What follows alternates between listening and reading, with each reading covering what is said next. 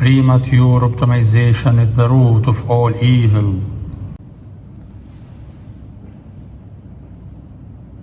في سنة 1974 واحد من أشهر وألمع العقول في عالم البرمجة دونالد كنوث أو دونالد إيرفين كنوث كتب ورقة علمية شهيرة جدا بعنوان Structured Programming with Go-To Statements. الورقة ما كانتش عن الأداء خالص، الورقة كانت بتتكلم عن البرمجة المنظمة وإمتى تستخدم وإمتى ما تستخدمش الجو-تو ستيتمنت، وهقول لك في آخر الفيديو حكاية الجو-تو ستيتمنت دي بالظبط كانت إيه. بس في الورقة وفي وسط الكلام كنوث قال جملة كانت كفيلة إن هي تغير حياة كتير من أجيال المبرمجين اللي جم بعد كده. قال We should forget about the small efficiencies, say about 97% of the time. Premature optimization is the root of all evil. الجملة معناها إن إحنا لازم ننسى الكفاءات الصغيرة تقريبا 97% من الوقت، لأن التحسين المبكر للأداء هو أصل كل شر. الجملة دي انتشرت جدا في أياميها وكانت من أكثر الجمل اقتباسا في عالم البرمجة. كنوث ما كانش بيكره الأداء أو اللي هو البرفورمانس يعني، بالعكس ده هو صاحب سلسلة كتب مشهورة جدا اسمها The Art of Computer Programming، ودي كتب يعني سلسلة كتب كبيرة ومشهورة ومعروف عنها إن أنت علشان تدخل فيها لازم تكون فعلا من اللي بيحبوا الحسابات المعقدة والتحسينات الدقيقة جدا. بس هو كانت وجهة نظره لما قال الجملة دي إن هو كان فاهم حاجة بعض مننا ما بيهتمش بيها أو ما بياخدش باله منها خالص، إن أنت ممكن تلاقي نفسك بتعمل تحسينات على أجزاء من الكود ما بتبقاش محتاجة أي تحسين أساسا يعني، وبتضيع وقت وبتزود الكومبلكستي أو بتزود التعقيد بتاعة الكود، وفي الآخر على أرض الواقع بتلاقي إن فعليا مفيش أي performance gain أنت اكتسبته أو مفيش أي فرق في الأداء فعليا اتحقق على أرض الواقع. وبعد سنين الناس في جوجل وفي مايكروسوفت أكدوا على نفس الفكرة. في جوجل Engineering Practices من أول القواعد فوق بيقولك Don't optimize prematurely.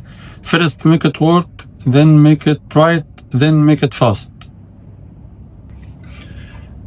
وفي مايكروسوفت وبعض الكتب زي كود كومبليت لستيف ماكونيل بيحذروا من نفس المشكلة، إن أنت بتحاول إن أنت تعدل الكود بتاعي، إن أنت بتعمل performance optimization من غير أساسا ما تبقى مكتشف أو ملاحظ إن في أصلا مشكلة عندك في البرفورمانس. كنوث ما قالش الجملة دي على أساس إن هو عايز الناس ما تهتمش بالبرفورمانس أو ما تهتمش بالأوبتمايزيشن، لا هو قال كده لأنه هو لاحظ إن في نمط متكرر عند بعض المبرمجين إن هو from day one from step one أنا أهم حاجة أركز عليها هي البرفورمانس وهقعد أعمل أوبتمايزيشن للكود بتاعي قبل ما أهتم أساسا الكود بتاعي سهل والكود بتاعي مفهوم ولا لأ. بهتم بالاوبتمايزيشن قبل اساسا ما اتاكد ان الكود بتاعي شغال ولا لا. بهتم بالاوبتمايزيشن قبل اساسا ما يبقى عندي قياسات تقول ان انا فعلا محتاج اعمل اوبتمايزيشن ولا لا. وهو حتى قال في جزء من البيبر بتاعه ان هو في جزء صغير من الكود بس هو ده اللي فعلا بيحصل عنده بعض الديلي، او هو ده في جزء من الكود هو فعلا اللي بيستهلك كثير من البروسيسنج وبيستهلك كثير من الوقت، وهو ده اللي فعلا انت بتحتاج ان انت تعمل له اوبتمايزيشن. بس لما توصل لمرحله الاوبتمايزيشن اللي هي على حسب الجوجل انجينيرنج براكتسز هي المرحله الثالثه مش المرحله الاولى. فالفكره يا صديقي مش ما تحسنش الاداء ولكن ما تبداش بالتحسين، ابدا بسيط، ابدا الاول اهتم ان الكود يكون سهل وبسيط وان هو يكون شغال، وبعدين بعد كده لما ترصد ان في فعلا عندك بوتل نيك محتاجه تحسين ساعتها بس حسن وفكر في الاوبتمايزيشن. الجمله اللي قالها دونالد كنوث من 50 سنه لسه لغايه دلوقتي بتعلمنا ان احنا ما نهتمش بالكفاءه في الاول، بنهتم الاول ان الكود يكون سهل ويكون بسيط ويكون مفهوم ويكون شغال.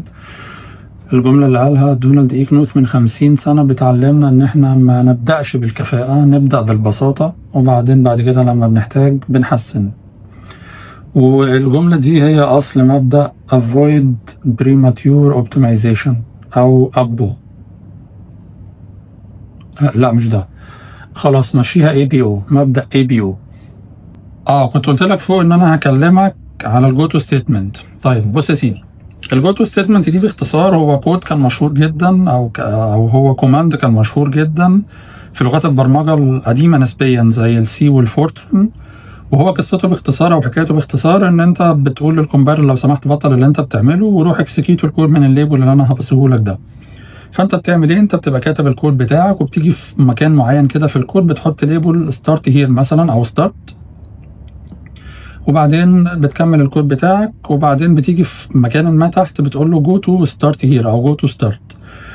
وانت بتعمل رن والكومبايلر بيكسكيوت الكود بتاعك. انت عارف هو بيكسكيوت لاين باي لاين من فوق لتحت، فانت دلوقتي هيوصل عند الجمله بتاعت جو تو ستارت هير او جو تو ستارت، فهيقوم يدسربت الفلو، مش هيكمل الاكسكيوشن زي ما هو ماشي بالترتيب، هيروح يكسكيوت من اول الليبل اللي انت بسطته اللي هو ستارت هير او ستارت اللي هو موجود في مكان ما عكس الفلو بتاع الكود بتاعك. فهو مشكلة الستيتمنت ده ان هو كان فيه وجهتين نظر. كان فيه وجهة نظر بتقول ان هو يعني بعض المبرمجين بيستخدموه بطريقة مش صحيحة بيؤدي الى السباجيتي كود، فكانوا عايزين ان هو يتشال خالص او ان هو يتوقف استخدام الستيتمنت ده تماما. ووجهة نظر تانية اللي كان من أنصارها دونالد إيكنوث اللي هو بيقول لأ، هو ممكن يؤدي لبعض المشاكل فعلا، ولكن هو له بعض الاستخدامات المفيدة، ولكن محتاج يبقى فيه جايد لاينز هي دي اللي نستخدم الجو تو ستيتمنت من خلالها. وهو ده الهدف اللي خلاه يكتب البيبر بتاعته اللي احنا بدأنا بيها الحلقة، اللي هي Structured Programming with Go To Statements، اللي هو انت ازاي بالرغم من ان انت مستخدم Go To Statement ولكن الكود بتاعك يفضل Structured، بالرغم ان انت مستخدم Go To Statement ازاي الكود بتاعك يفضل منظم. فهو ده كان هدفه من كتابة البيبر، ان هو شايف ان الجو تو ستيتمنت ليها استخدامات ولكن ما ينفعش نستخدمها بطريقة عشوائية لان هي فعلا هتؤدي لسباجيتي كود، ولكن هي محتاج يبقى في اطر معينه او في جايد لاينز معينه هي دي اللي المبرمجين محتاجين يتبعوها لما يضطر او لما يحتاج ان هو يستخدم جو تو ستيتمنت.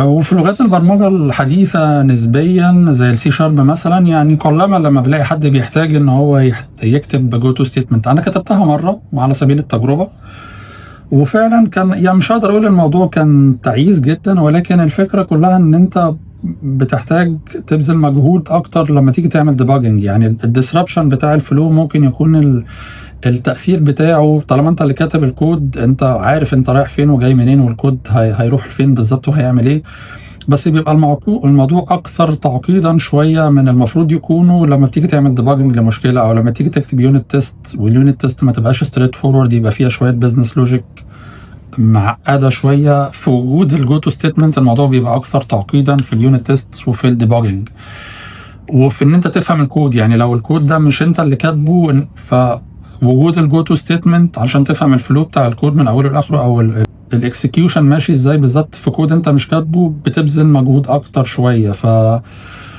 يعني انا مجرد كانت تجربه بس ليس الا، ولكن انت كثيرا دلوقتي من الناس المبرمجين بالذات في دوت نت يعني او السي شارب ما بيحتاجش ان هو يستخدم جو تو ستيتمنت لان في بدائل تانية بتحافظ على الفلو وما بتعملش ديسربشن للفلو بتاع للاكسكيوشن بتاع الكود او للفلو في اكسكيوشن بتاع الكود، زي مثلا الوايل والبريك والريتيرن، ونيك عن الجو تو ستيتمنت من غير ما تحتاج ان انت يبقى في ديسربشن في الفلو بتاع الاكسكيوشن.